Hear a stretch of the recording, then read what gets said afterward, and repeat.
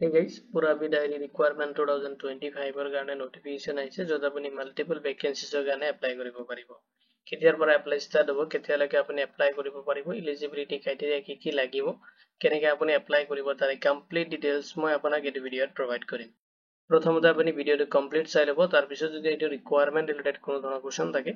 আপুনি এইটো ভিডিঅ'ৰ comment sectionত comment কৰি দিব। তাক দেৰি নকৰি আজিৰ ভিডিঅ'টো আৰম্ভ কৰোঁ।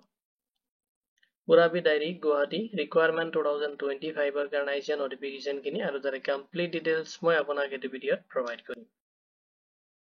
প্ৰথমতে Purabi Diary যিটো requirement আহিছে তাৰ overview খিনি চাই লওক। Organization যিটো Purabi Diary ৰ পৰা আহিছে requirement খিনি total আপোনাৰ post যিটো various post ৰ কাৰণে আহিছে যত আপোনাৰ post খিনি mention কৰা নাই কোনটো vacancy কাৰণে কিমানখিনি post আছে। Job type আপোনাৰ Assam government job হ'ব এইটো আৰু যেটো এপ্লিকেশন মোড হয় আপুনি অনলাইনত এপ্লিকেশনটো সাবমিট কৰিব লাগিব। কেনেকৈ আপুনি অনলাইনত এপ্লিকেশন সাবমিট কৰিব এইখিনি প্ৰসেসও মই আপোনাক এই ভিডিঅ'তে প্ৰভাইড কৰিম। প্ৰথম যেটো পোষ্ট আছে প্লান মেনেজাৰৰ কাৰণে তাত আপোনাৰ এডুকেশনাল কোৱালিফিকেশন বিচাৰিছে যদি আপুনি BTech in dairy food technology or MSc in dairy বা ফুড সায়েন্সত আপুনি কোৱালিফিকেশন কমপ্লিট বা এক ধৰণৰ আপোনাৰ কোৰ্স কৰা আছে ডিগ্ৰী কৰিছে তেতিয়াহলে আপুনি পোষ্টৰ কাৰণে এলিজিবল হ'ব। Experience বিচাৰিছে minimum আপোনাৰ 10 years experience থাকিব লাগিব ডায়েৰী প্ৰসেসিংত তেতিয়াহলে আপুনি এলিজিবল হ'ব।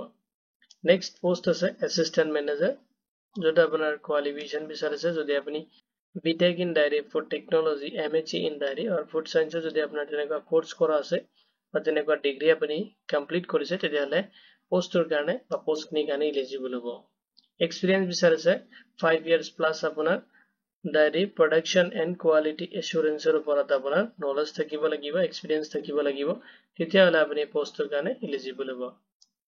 নেক্সট পোষ্ট আছে assistant oblique junior executive ৰ কাৰণে যত আপোনাৰ educational qualification বিচাৰিছে যদি আপুনি diploma BTech in dairy food টেকনলজিৰ ওপৰত আপুনি কোনো ধৰণৰ কোৰ্স বা আপুনি ডিগ্ৰী কমপ্লিট কৰিছে তেতিয়াহলে আপুনি পোষ্টখিনিৰ কাৰণে এলিজিবল হ'ব আৰু এক্সপিৰিয়েন্স বিচাৰিছে 1 to 3 years লৈকে আপোনাৰ এক্সপিৰিয়েন্স থাকিব লাগিব।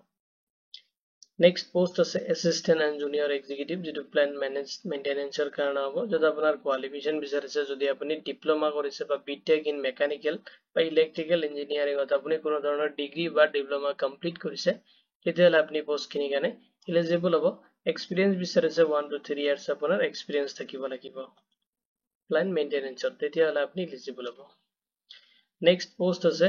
assistant junior executive যেটো plant store and inventory কাৰণে আছে। কোৱালিফিকেশন বিচাৰিছে যদি আপুনি বিকম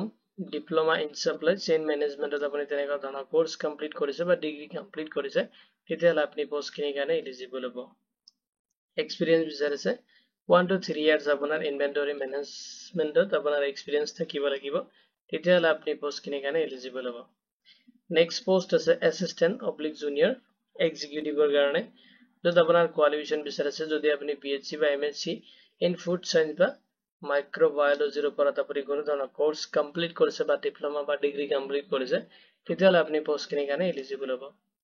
এক্সপিৰিয়েন্স বিচাৰিছে আপুনি 1 to 3 years আপোনাৰ এক্সপিৰিয়েন্স থাকিব লাগিব ফুড কোৱালিটি টেষ্টিংৰ ওপৰত তেতিয়াহলে আপুনি পোষ্টৰ কাৰণে এলিজিবল হ'ব আৰু আপুনি এপ্লাই কৰিব পাৰিব।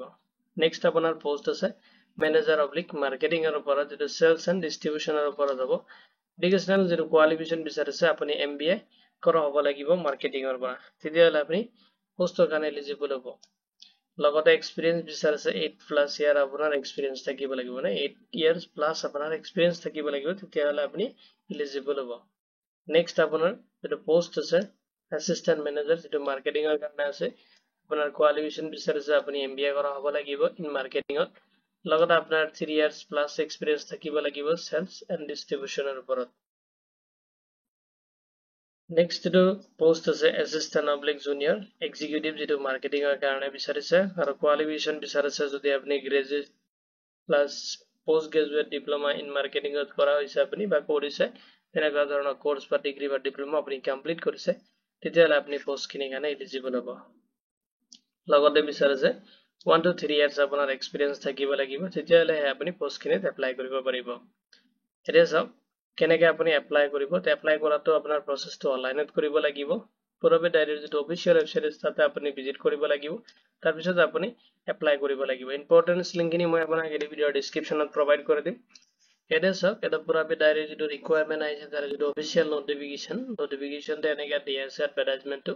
আৰু যিটো লাষ্ট ডেট দি আছে আপুনি লাষ্ট যিটো এপ্লিকেশ্যন অলৰেডি ষ্টাৰ্ট হৈছে আৰু লাষ্ট আপুনি এপ্লাই কৰিব পাৰিব 6 আগষ্ট 2025 ৰ ডেট হিচাপত এটা চাওক কেনেকৈ আপুনি এপ্লাই কৰিব এপ্লাই প্ৰচেছখিনি মই আপোনাক পৰ্টেলত লৈ কিনে দেখাই আছো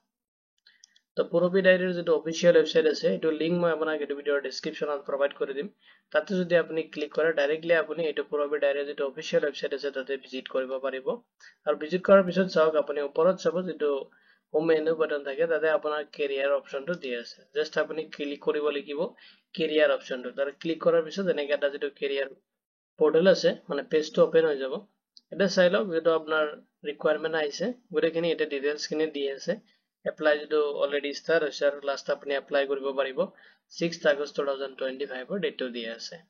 তো জলত আপুনি যদি চাওক ইন্টাৰেষ্টেড দি আছে যদি এটা আপুনি এপ্লাই নাও বাটনটো দি আছে যদি আপুনি ইন্টাৰেষ্টেড হয় এলিজিবিলিটি ক্ৰাইটেৰিয়া কিনে আপোনাৰ লগত মেচ কৰি আছে আপুনি এপ্লাই যেটো নাও বাটন আছে এতে ক্লিক কৰিব লাগিব এতে ক্লিক কৰাৰ পিছত আপোনাৰ যেটো এপ্লাই পৰ্টেল হয় মানে এপ্লাই যেটো সিস্টেম হয় এটো আপুনি ৰিডাইৰেক্ট হৈ যাব ৰিডাইৰেক্ট হোৱাৰ পিছত আপুনি এপ্লাই কৰিব লাগিব এটা সব কেনেকৈ আপুনি এপ্লাই কৰিব এখিনি ডিটেইলছ মই আপোনাক এতিয়া প্ৰভাইড কৰিম প্ৰথমতে যেটো জেনাৰেল গাইডেন্স খিনি দি আছে কিনে আপুনি যদি মানে বিচাৰে আপুনি এখিনি অলপ মানে পঢ়ি কিনে তাৰ পিছত আপুনি মানে এপ্লাই কৰিব যেটোকে মই অলৰেডি পঢ়িছো তাৰ কাৰণে নকৰো এতিয়া সব